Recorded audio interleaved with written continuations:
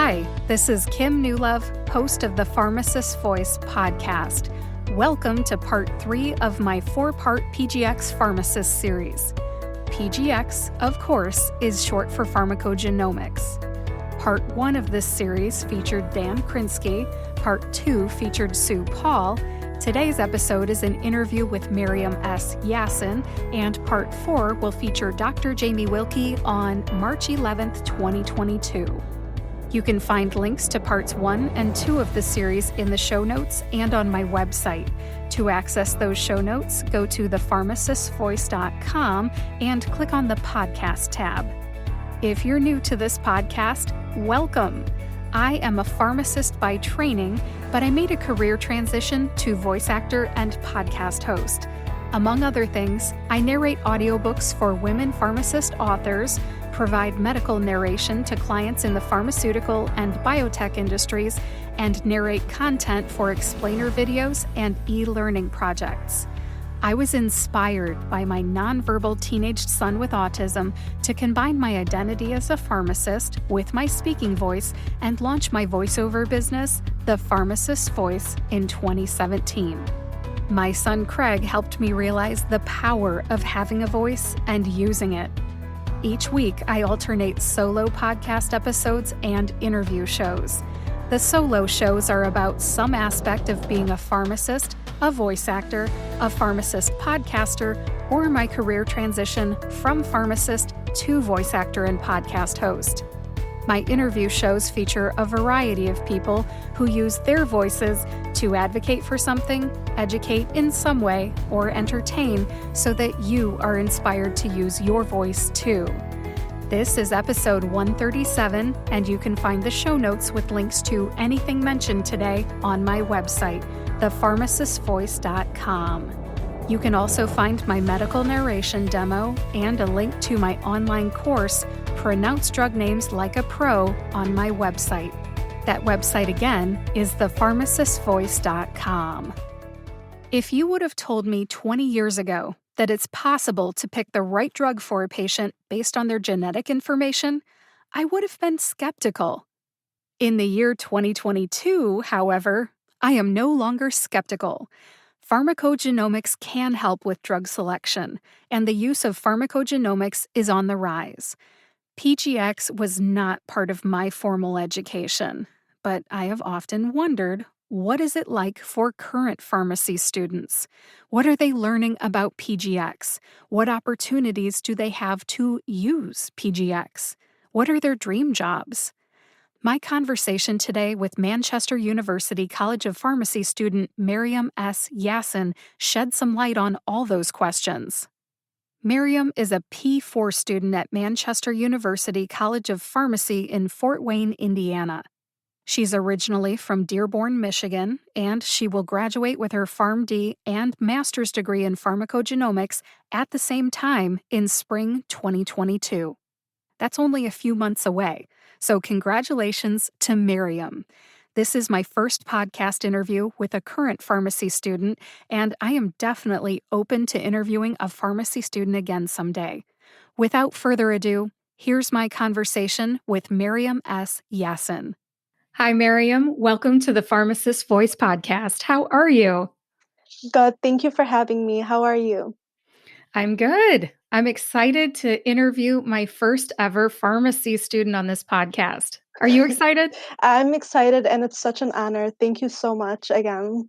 Well, you are very welcome. It's a pleasure to have you. We met on LinkedIn, and I was very excited to see that you are pursuing a dual degree, and you're graduating this year. Can you tell me a little bit about the 2 degrees that you are pursuing?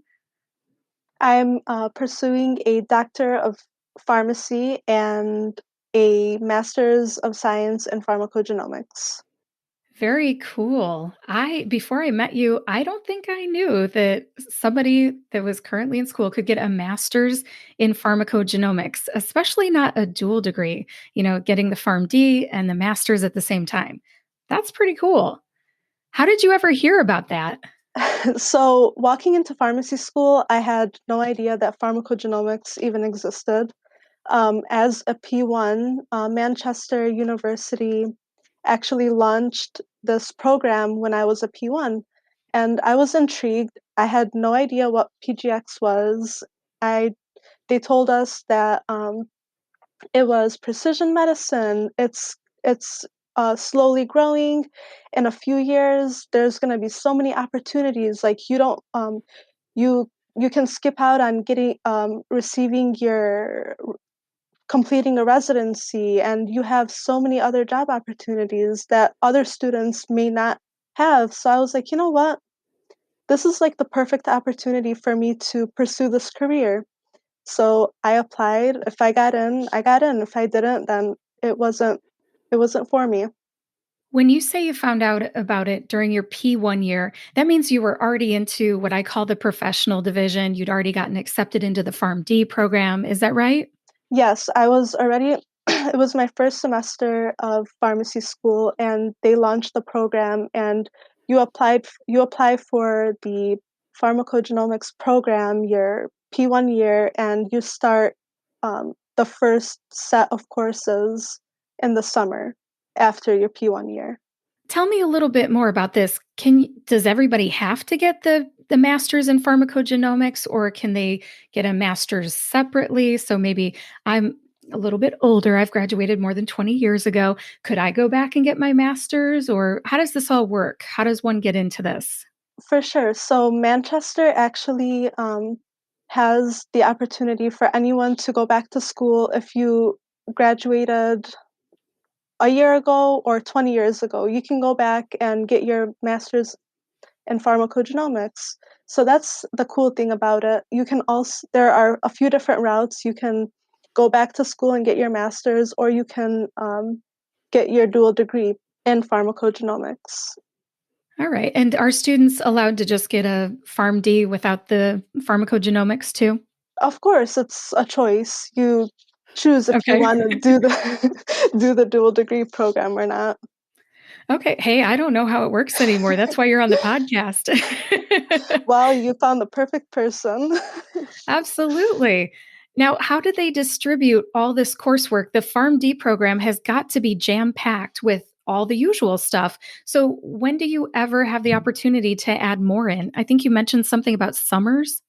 Yes, you don't have time during your pharmacy school, so they incorporated it in your summers between your didactic years. So Manchester University's PharmD program runs for 4 years. So we essentially get the summers off.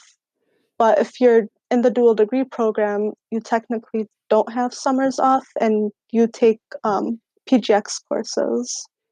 How did you find the experience to be? Were you overwhelmed? Did you think, oh man, I just need a summer off? Or were you on fire about it because it was just so awesome? Honestly, I felt so like the professors at Manchester University are so cool and so accommodating. So I felt like I actually had a summer off. But our first year, we had a few courses on campus, and we were actually integrated with students that were solely getting their masters in pharmacogenomics, as well as the dual degree students.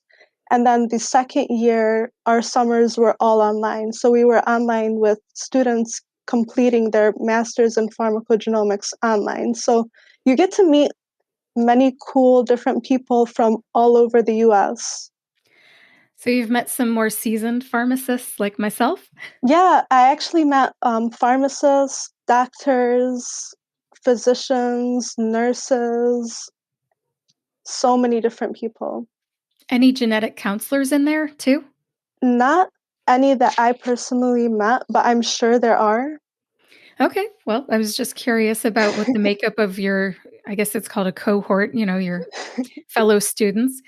That's great. Thank you for sharing that with me. That's so cool. Well, it sounds like you really lucked out with the timing right when you were getting into pharmacy school. This opportunity came your way. I was just curious if it was around for a while and then you heard about PGX and then you pursued it, but it sounds like it was really a great coincidence. It actually was like when I heard about it, I spoke to my sister in law that is a physician's assistant. I was like, hey, like, I'm really nervous about like getting a second degree in pharmacogenomics. Like, do you know anything about it? And she was like, no, but honestly, like, why not? Go for it. Shoot for the stars. And I was like, you know what? You're not wrong. Well, I wish you luck completing your degree. And I'm kind of jealous because back when I went to school, pharmacogenomics was not even a thing. And I love to learn. So, I'm just kind of jealous that people nowadays I want to call it growing up with pharmacogenomics. It is just a normal part of your curriculum now. Now, even if you only went for the PharmD, would you still have learned something about pharmacogenomics in the PharmD program?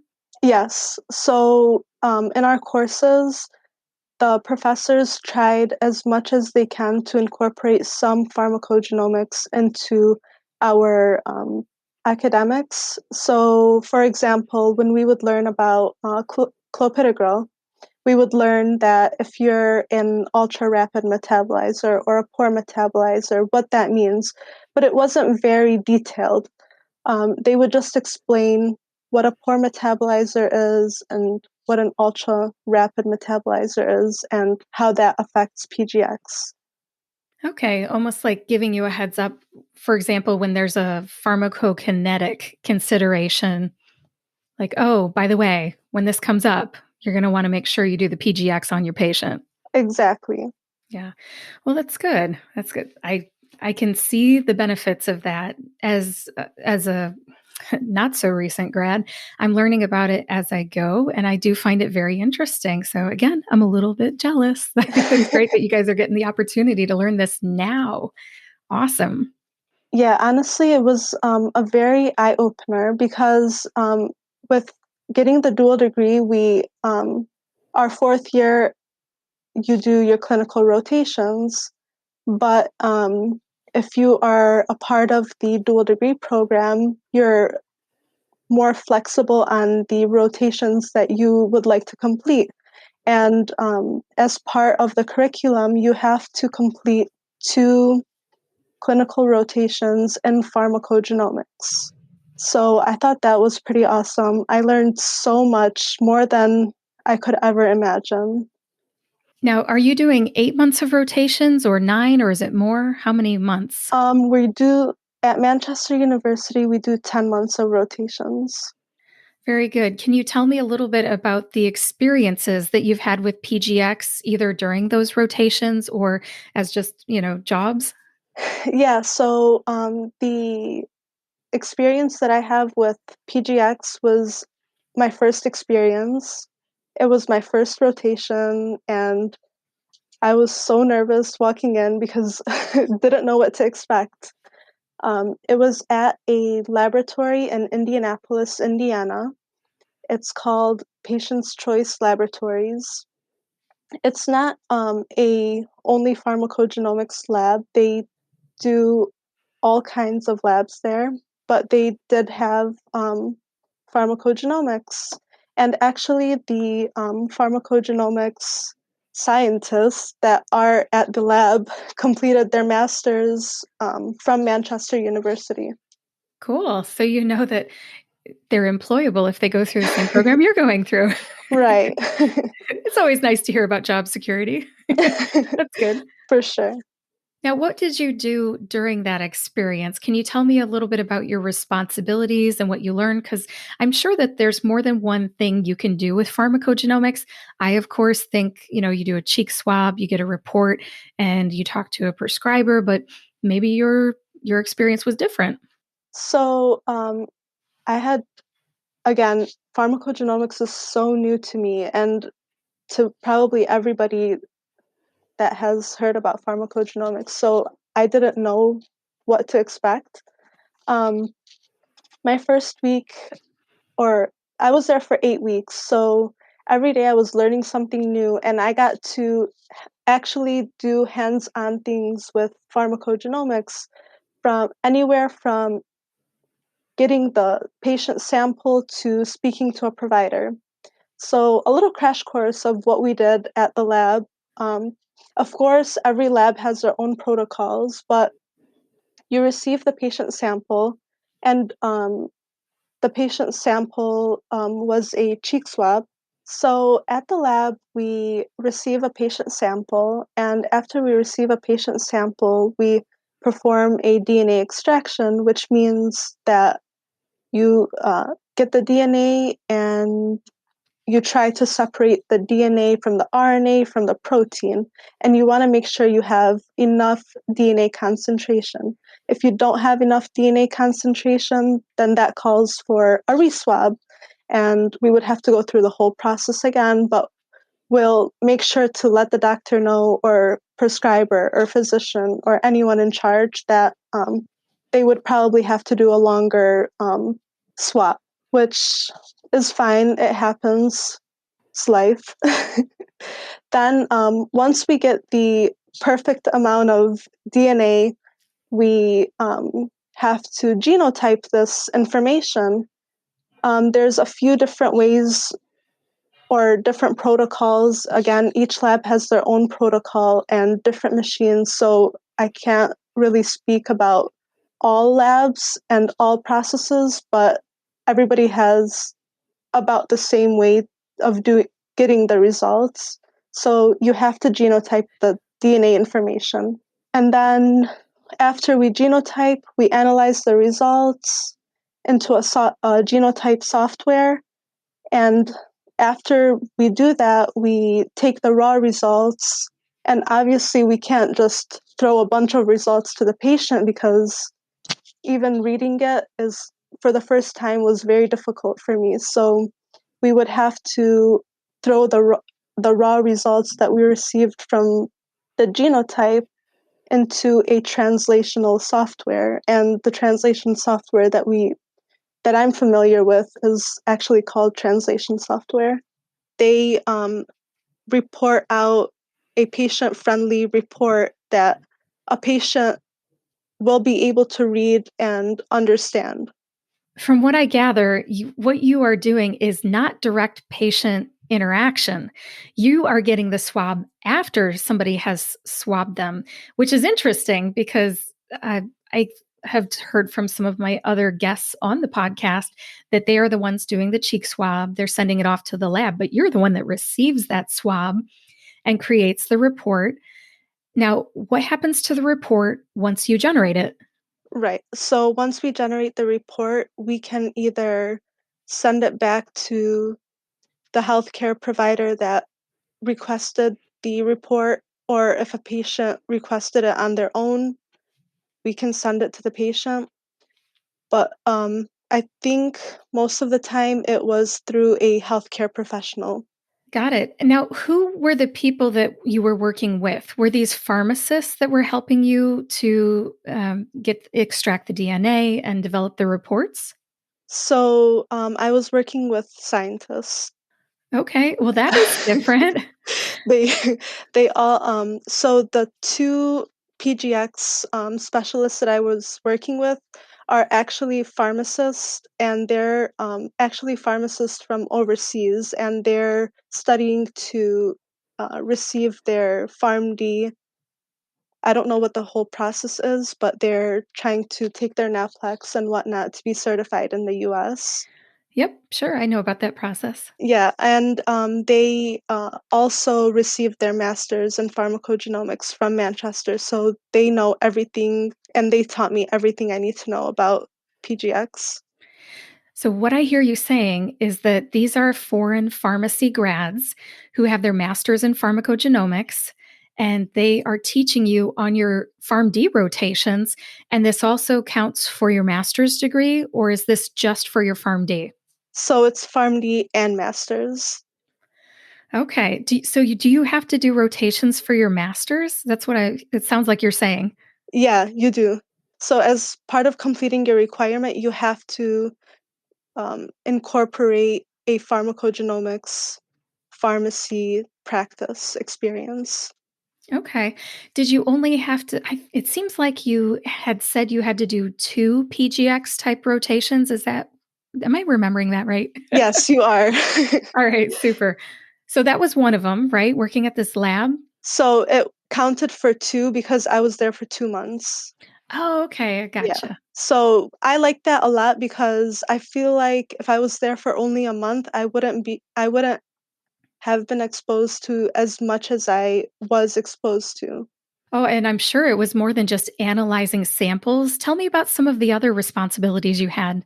For sure. I also was able to look at patient reports and get in contact with doctor offices or healthcare providers and explaining what these results mean.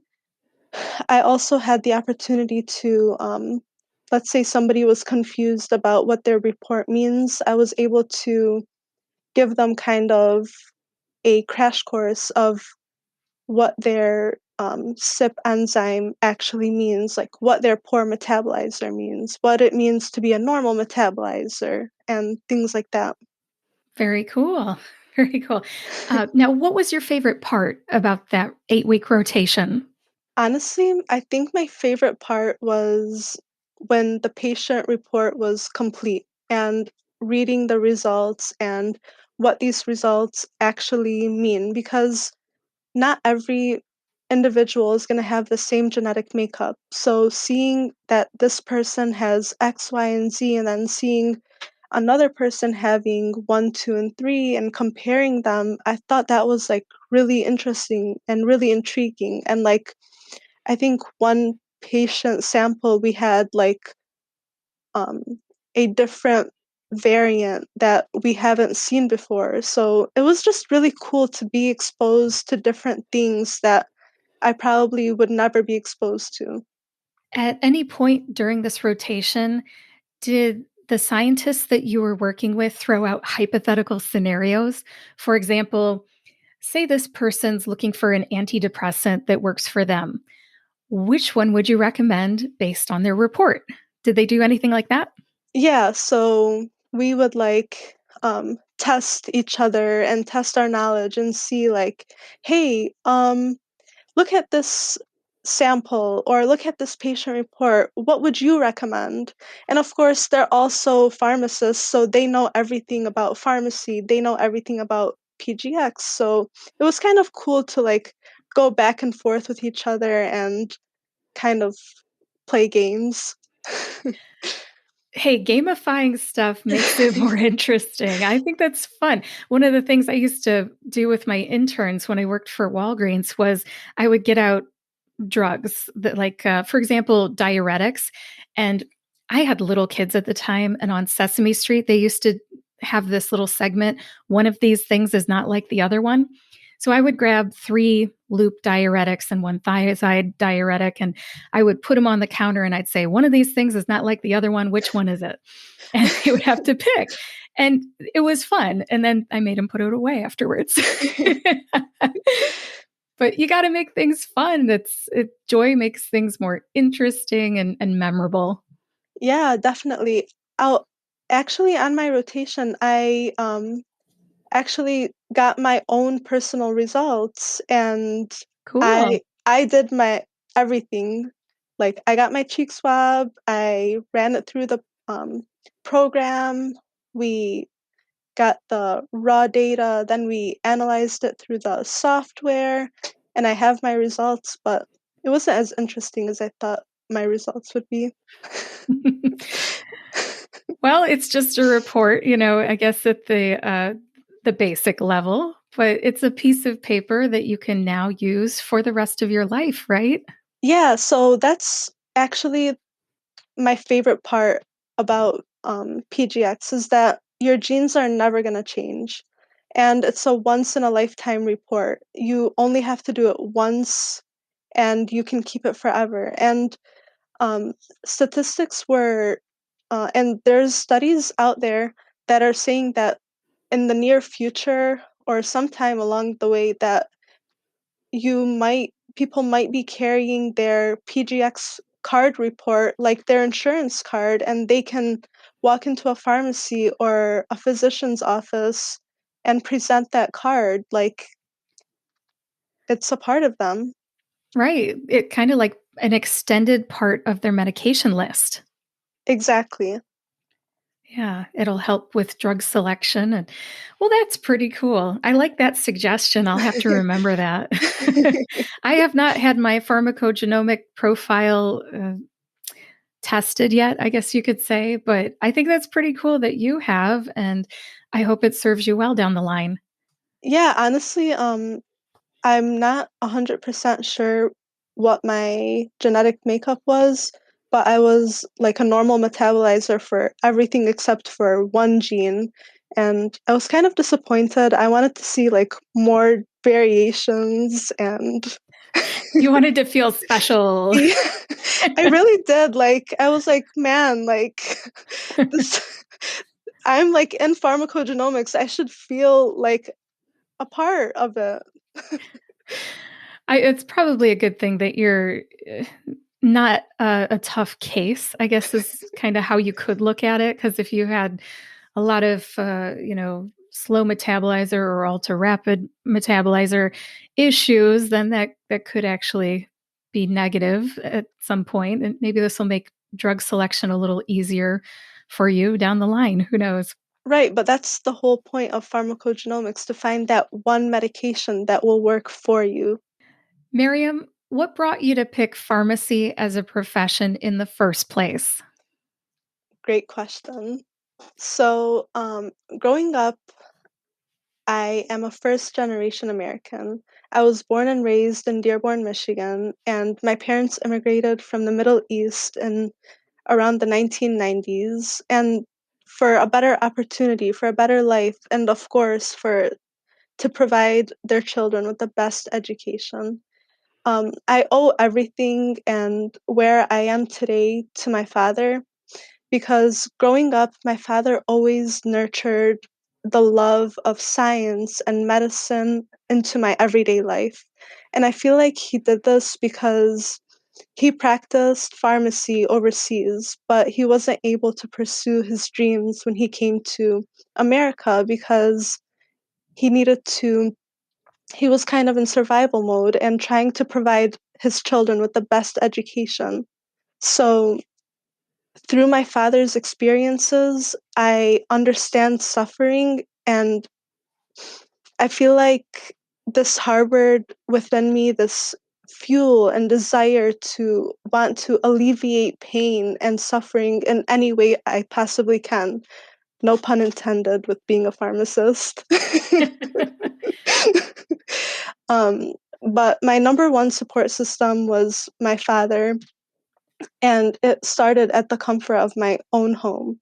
My father would always say, like, never stop chasing your dreams. And my father would always say and emphasize the importance of completing school and receiving an education. But he also always says to remain humble, but to never stop chasing your dreams.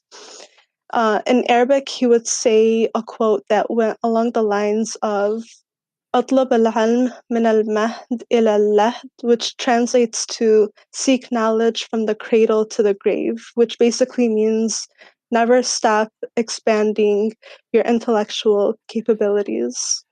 I like that advice. I am forever a learner. And yeah, it sounds like he gave you a lot of encouragement. And I respect people that move to the US from another country seeking opportunities. That is the true immigrant story. You leave the comfort of your own country for some better opportunity. So I think he's raising a daughter with a good head on her shoulders because you are doing everything that he wanted you to do. And if I were your dad, I would be very proud of you. Yeah, honestly, like nothing I can do will ever repay what my father has done for me.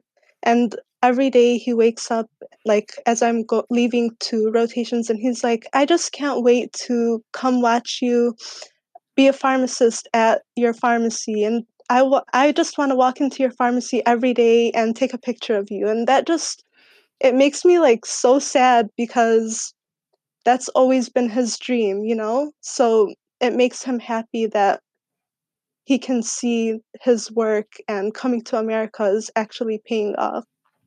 Yes, I think you are approaching a finish line of sorts. Do you feel like you are? In what terms? You are going to graduate with the degree that he has been encouraging you to pursue. He wanted you to get an education. You are about to graduate. So I feel like that's the finish line. You're about to cross it. Yes, and I cannot wait. I bet. I bet. Has it been 6 years then? Yes, I've been Yeah. in school ever since high school. Well, before then, but I've Yeah, never but taken. college. Yeah. Yeah, that's long enough. That's long enough. Yep. Yep. I only had to do 5 years for my bachelor's. That's all they required back in 2001. Now at the University of Toledo, is where I graduated with the bachelor's, it's a 6-year program. Some places are an 8-year program. And that finish line can't come fast enough when you're this close. You're 3 months or less from reaching that. Now, when's your last day of rotations? April 22. But who's counting, right? Nobody's counting. No, that's great. You are almost done. It's so close. It's That's like great. I'm reaching for the finish line and it's just so close but so far. Finish strong, and then, hey, what's the plan after you graduate? What's your dream job? Do you have anything lined up? So currently, because pharmacogenomics is so new, I'm focusing on pharmacy. But that's not going to stop me from pursuing my dream job in pharmacy and pharmacogenomics. When you say dream job, my ultimate goal is to eventually be a entrepreneur or CEO in the pharmacogenomics and pharmacy field. Like that is something I see for myself and see for my future. And honestly, I'm not going to settle for anything less than that. Entrepreneurship is becoming much more common. Now, I think I just heard you say you're interested in entrepreneurship. Does Manchester University teach anything about entrepreneurship or implementing what you've learned from the science of pharmacogenomics? Not when I started. I'm not completely sure if they changed the curriculum or incorporated that into their new curriculum. Um, so when I was learning, when I was in school for pharmacogenomics, no, that wasn't an option. Okay. But it sounds like entrepreneurship interests you. So I hope Yes. if that's what you want to do, I know some people. I'll have to connect you with Sue Paul and Dan Krinsky and Jamie Wilkey. They're going to be on the podcast too. All of them know a little something about implementing the science to make a business. I don't know if there's any companies that hire pharmacists who know pharmacogenomics except for the lab setting. Do you? Not that I personally know of. I have heard of companies hiring pharmacogenomics specialists, but I haven't grasped anything that's very securing, if that makes any sense. Yeah, there's nothing concrete out there that has the job title pharmacogenomics pharmacist in it. Right, that I know of. I'm sure there might be something, but I don't know of any. But in a broad sense, you'd like to work as a pharmacist in the pharmacogenomics space. Is that kind of the dream? Yes, 100%. And I You're feel smiling big there, girl. I am because I feel like if I start off as a pharmacist, I know this the most. I know pharmacy like the back of my hand. So I feel like starting off with and getting a good foundation in pharmacy and learning how to be the best leader I can because I'm going to be transitioning from student to pharmacist and my techs will be coming to ask me questions. Everybody will be asking me the questions. So I feel like I need to get that foundation and to pursue any dream job, I feel like you need that kind of foundation. Of course, having a good foundation is very important. Absolutely. I was just inviting you to say, what your dream job might be in case anybody's listening, and they want to snatch you up and offer you a job. I'm open. Mariam's a free agent. You heard it here. Well, I wish you the best getting your dream job when you graduate coming up here. Mariam, what steps do you think will help you achieve your goals and land your dream job? Kim, that's a great question. And I feel like the answer to that is very simple. Hard work, dedication, and consistency is very important, but it's easier said than done, of course. And I feel like I will be getting rejected a lot, and that's okay because rejection is redirection, right? That's a good way, a healthy way to look at it. Right. Just trying to be positive in every way possible. But realistically speaking, just expanding my network and my connections and who I know is, I feel like, will land me my dream job. Um, and setting a plan, like not walking into starting a pharmacy or a pharmacogenomics pharmacy from without thinking about it. Obviously, planning it out and with the right connections, I feel like we can work together, possibly in a partnership or individually, we can achieve that end goal. You have a good head on your shoulders, I think. That whole networking piece is key. And I don't know how many young people know that. I like hearing you talk about that. You are already on LinkedIn. Not every student is. So you are off to a good start. Thank you. I see many people on LinkedIn, and I was like, you know what?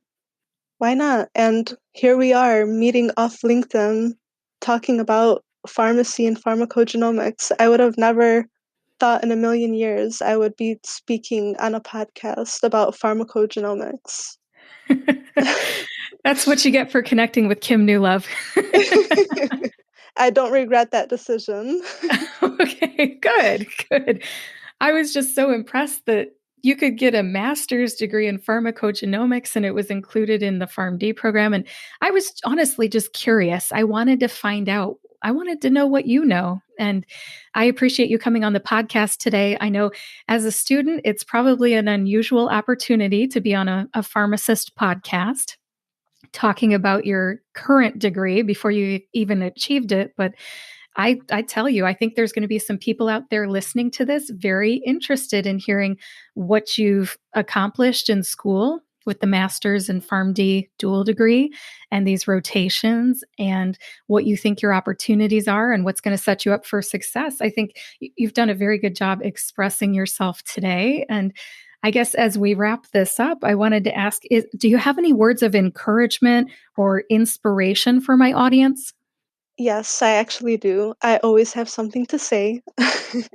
For everybody tuning in that is scared or fears of starting their journey, it's never too late. And if you needed a sign, this is your sign to go after your dreams.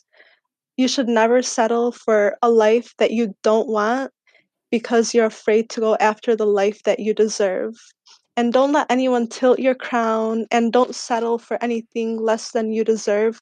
And don't let anyone tell you that you're incapable of achieving what you feel like you are capable of achieving. The sky is the limit. Go for it. That was amazing. That was great.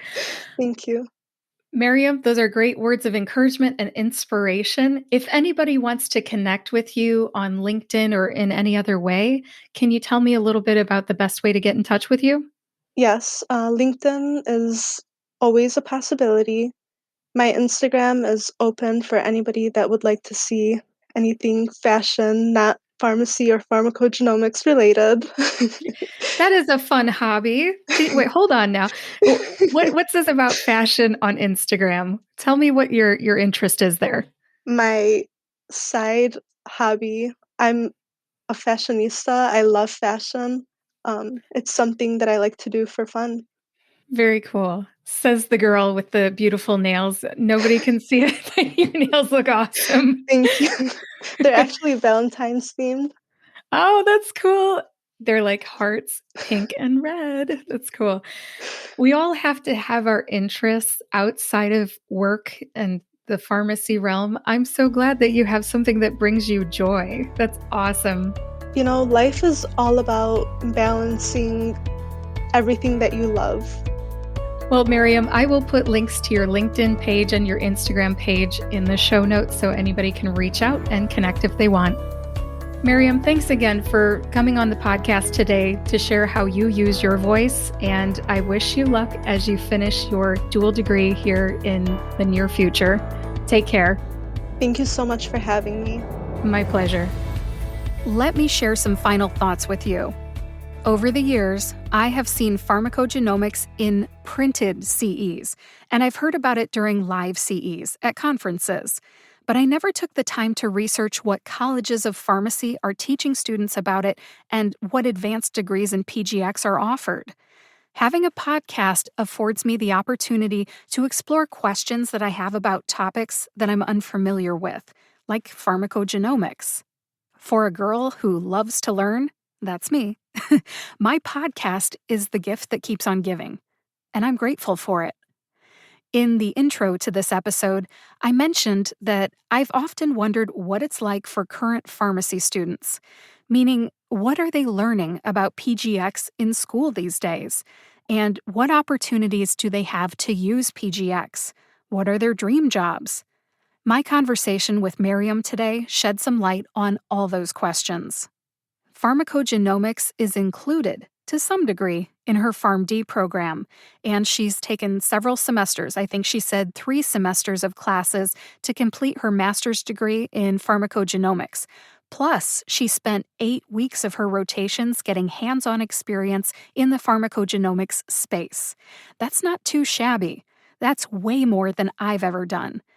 Hats off to Manchester University College of Pharmacy in Fort Wayne, Indiana, for creating a dual degree program, PharmD and Masters in Pharmacogenomics. That is a very interesting combination, and I think it will serve ambitious young pharmacists like Mariam well.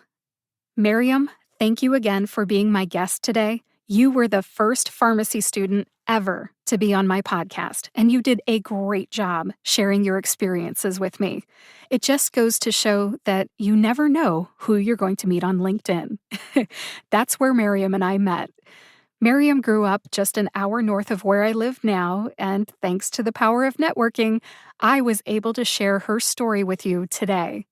Mariam is set to graduate this spring and put both of her degrees to use. Young people need our encouragement and support. If you were inspired by Mariam, please reach out and connect with her on LinkedIn. Congratulate her on her upcoming graduation, hooray, and be part of the network that she talked about toward the end of our conversation. She believes that a supportive network will help her achieve her goals and land her dream job. I'm excited to see what the future holds for her. Let's watch her career unfold together. Thank you for listening to episode 137 of the Pharmacist Voice podcast. Please visit thepharmacistvoice.com to read the show notes. I'll have links to Mariam S. Yasin on LinkedIn, Facebook, and Instagram, Manchester University College of Pharmacy, and my interviews with Dan Krinsky and Sue Paul in those show notes. If you know someone who might like this episode, please share it with them. And subscribe to or follow the Pharmacist Voice podcast on your favorite podcast player to get each new episode delivered to your smartphone every time a new episode comes out. Thank you again for listening.